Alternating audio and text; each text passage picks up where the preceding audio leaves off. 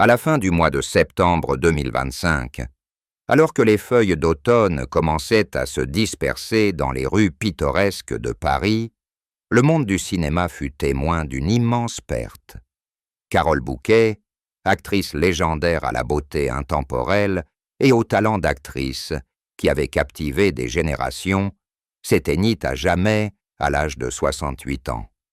Sa mort survint brutalement, suite à une crise cardiaque soudaine à son domicile de Neuilly-sur-Seine, où elle était née et avait grandi, tel un cercle vicieux.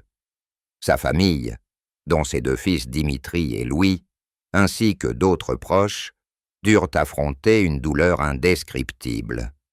Dimitri Rassam, son fils aîné né avec le producteur Jean-Pierre Rassam, aujourd'hui producteur à succès à Hollywood, prit immédiatement l'avion de Los Angeles pour la France, le visage déconcerté en entrant dans la maison où sa mère avait l'habitude de rire et de jouer avec ses petits-enfants. Louis, le deuxième fils du photographe Francis Giacobetti, était assis tranquillement à son chevet, lui tenant la main dans ses dernières heures, les larmes aux yeux. La scène, immortalisée par des photos furtives de paparazzi, a ému des millions de fans à travers le monde.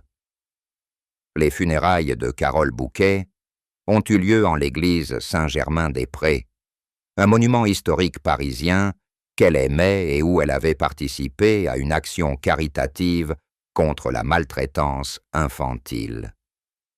Des centaines de personnes, des collègues comme Gérard Depardieu, son ancien amant, aux jeunes stars comme Marion Cotillard, se sont rassemblés pour lui rendre hommage.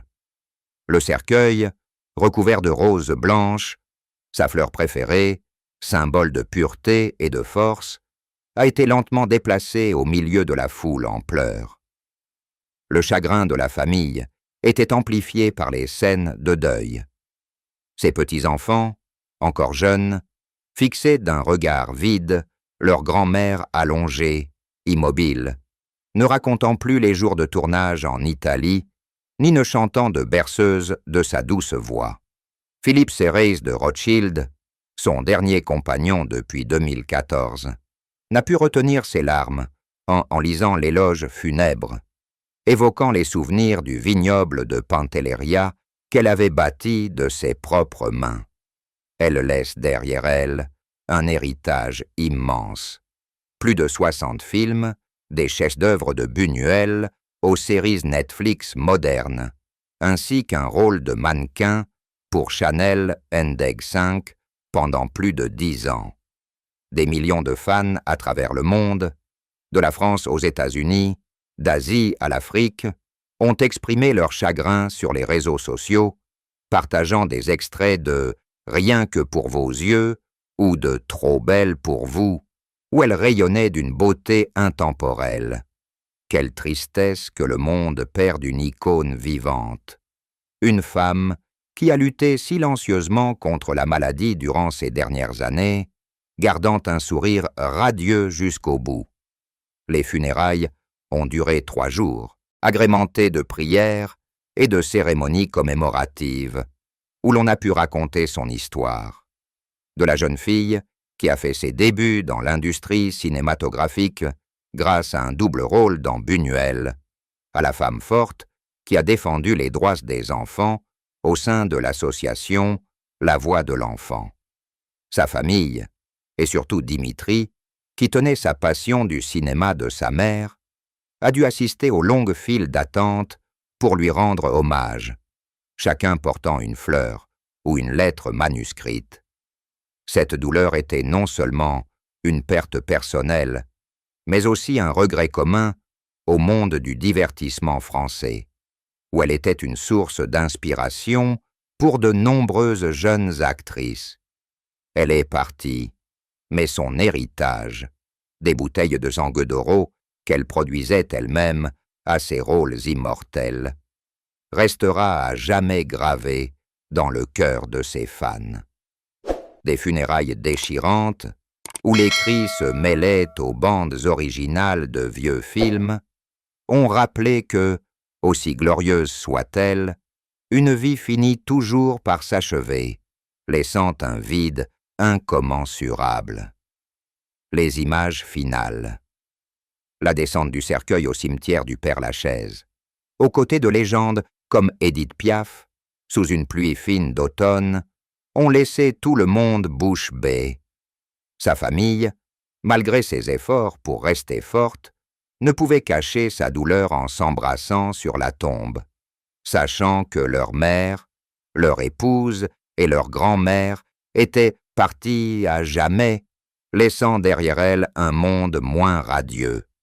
En vérité, cette triste fin n'est pas seulement la disparition d'un individu, mais la perte de toute une époque du cinéma où Carole Bouquet brillait comme une star irremplaçable. Des millions de fans, des téléspectateurs plus âgés qui se souviennent de la James Bond Girl Glamour à la jeune génération qui la regardait sur Netflix, ont eu le sentiment d'avoir perdu un morceau de leur enfance.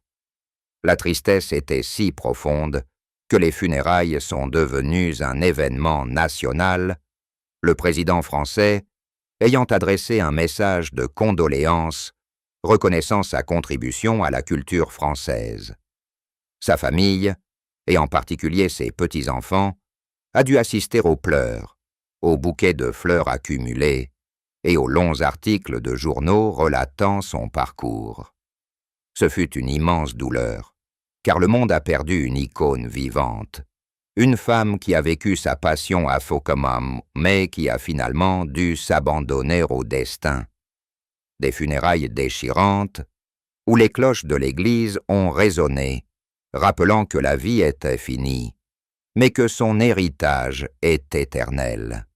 La plus grande tragédie de la vie de la légendaire actrice française Carole Bouquet fut sans doute la mort subite de Jean-Pierre Rassam, père de son premier fils Dimitri, en 1985, des suites d'une overdose. Cette perte la hantera toute sa vie, car Rassam fut non seulement son amant, mais aussi son compagnon durant les premières années de sa carrière. Elle rencontra Rassam en 1981, alors qu'elle était au sommet de sa carrière de James Bond Girl, et leur relation se transforma rapidement en histoire d'amour passionnée, mais tragique. Rassam, producteur de cinéma talentueux mais toxicomane, lui apporta la joie d'être mère à la naissance de Dimitri en 1982, mais la força également à affronter les ténèbres de la dépendance et de l'instabilité mentale. Lorsque Rassam décéda à l'âge de 43 ans, Bouquet n'avait que 28 ans, occupé par des projets cinématographiques, et se retrouva soudainement mère célibataire, devant élever Dimitri seul dans le tourbillon de la célébrité. Elle confiait dans une rare interview accordée à The Independent en 2008 que la douleur était telle une plaie non cicatrisée, la plongeant dans une dépression prolongée, la forçant même à suivre une thérapie psychologique pour la surmonter. La tristesse était encore plus grande lorsque Dimitri grandit sans père et que Bouquet dut voir son fils lutter pour son héritage, devenant finalement producteur de cinéma pour compenser. Elle disait souvent que perdre Rassam était comme perdre une partie de son âme, car il fut le premier à croire en son talent, la soutenant dans des rôles difficiles comme rive droite, rive gauche. Cette tristesse n'était pas seulement due à la perte de son amant, mais aussi à la profonde solitude dans le monde glamour du show business, où elle devait cacher sa douleur pour continuer à jouer, à assister à des événements et à maintenir une image forte. Chaque nuit, disait-elle, elle restait éveillée, repensant à ses souvenirs d'Italie, où ils se promenaient ensemble sur la plage de Pantelleria, où elle a plus tard construit un vignoble pour se souvenir. Cette profonde tristesse s'est également propagée à ses relations ultérieures, la rendant plus prudente en amour, ce qui a conduit à un bref mariage avec Jacques Leibowitz et a une longue histoire d'amour avec Gérard Depardieu. Mais elle n'a jamais oublié Rassam.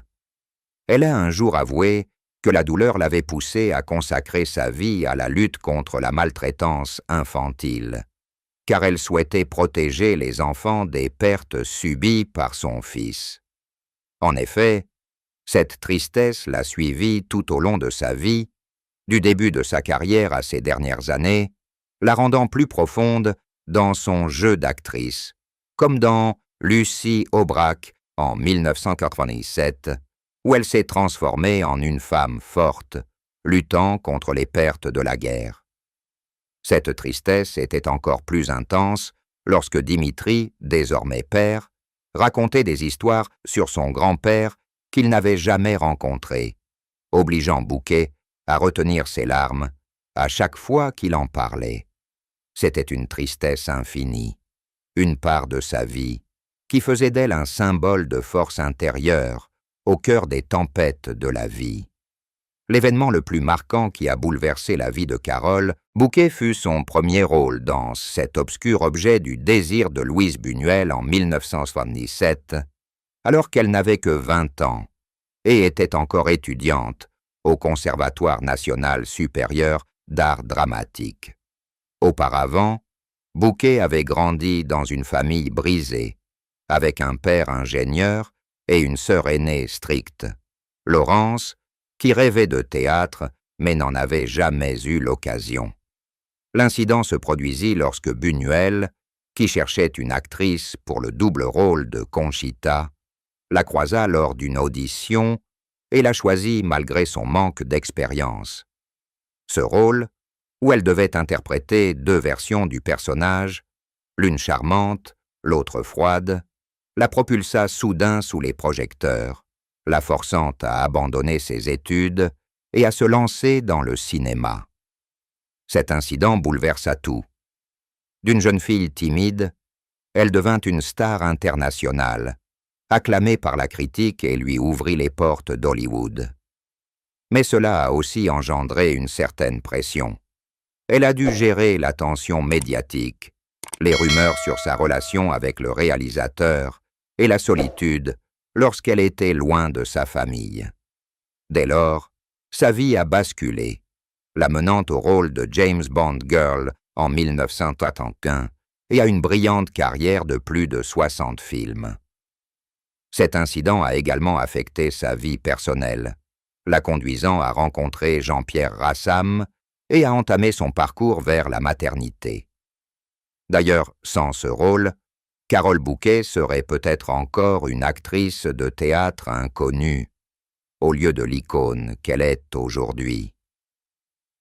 En amour et en mariage, Carole Bouquet a connu beaucoup de joie, mais aussi beaucoup de chagrin, notamment son bref mariage avec Jacques Leibowitz de 1982 à 1996. Elle a rencontré Leibowitz, un immunologiste, après sa liaison avec Rassam, et s'est mariée avec l'espoir d'une stabilité. Mais le mariage a échoué en raison de modes de vie différents. Elle était occupée par le cinéma, lui par la recherche. Cette tristesse s'est aggravée lorsqu'elle a dû faire face à la solitude après son divorce, élevant seule ses 2 fils. Avant cela, sa liaison avec Depardieu de 1997 à 2005 avait également été marquée par des larmes, leur rupture due à la personnalité impulsive de Depardieu, ce qui l'avait publiquement fait souffrir. La tristesse de son amour était une répétition de pertes, de la mort de Rassam à des relations instables, mais elle est restée forte, trouvant plus tard la joie auprès de ses enfants et de son partenaire. Le secret que Carole Bouquet a longtemps caché était sa lutte contre l'addiction dans les années 1980, après la mort de Rassam. Elle consommait de la cocaïne pour surmonter sa dépression, mais elle a réussi à arrêter et à garder le secret pour protéger son image. Ce secret a été révélé lors d'une interview en 2008. mais elle a continué à garder les détails secrets pour protéger ses enfants. C'est le côté sombre de sa vie qui l'a rendue plus forte. Les plus grandes réussites de Carole Bouquet ont été le César de 1990, son rôle de James Bond Girl et le succès de son entreprise vinicole à Pantelleria. Elle a toujours cherché à devenir une icône du cinéma français, à participer à des œuvres caritatives et à fonder une famille heureuse. Ses réussites sont le fruit de sa persévérance, de son premier rôle à ses récents projets en 2024,